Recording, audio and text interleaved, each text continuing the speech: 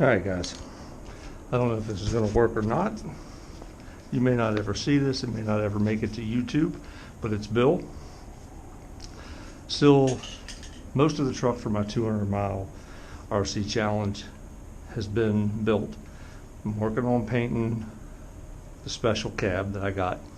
So what I'm going to do, a bucket of water,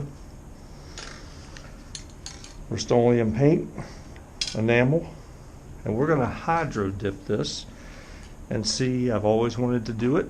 Never seen any videos really of hard dipping RC bodies other than hydro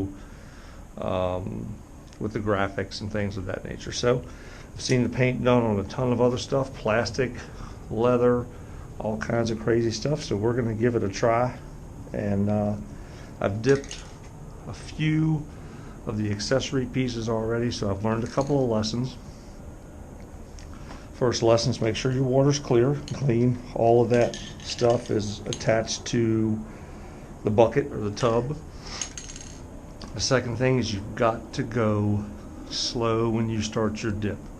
If you don't go slow, it's going to air bubble, and you're either going to have to shake it out real good or do something to get rid of those air bubbles. So the slower you dip, the better your dip is going to turn out.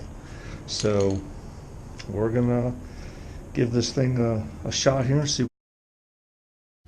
Alright, what I should have done here was sprayed the paint a little bit further away, because as the paint is moving the water, you can see the water bouncing around. That's what's creating the bubbles, which is then transferred onto your plastic RC body. So a little further away, not so shaky with spraying the paint in here.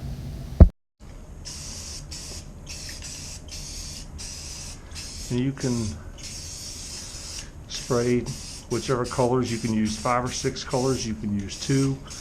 Imagine you can even use 1.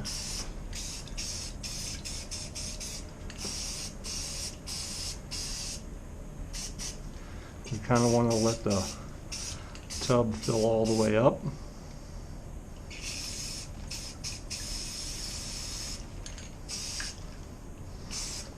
I'm glad I put stuff down now because paint is everywhere. Some of that I might be too close, making the water. Now we can stir this, mix up your pattern a little bit. We're gonna 4-door Unimog Hardbody. So again, slow.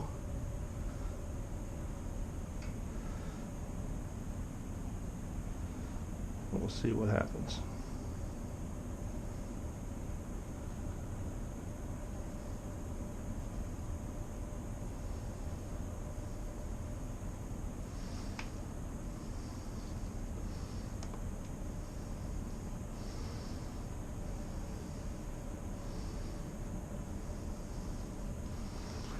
You bring it back up, kind of get your paint out of the way as best you can.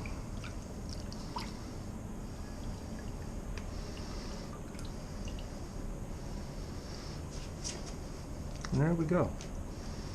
Now I did a couple of practice pieces and I shook them out.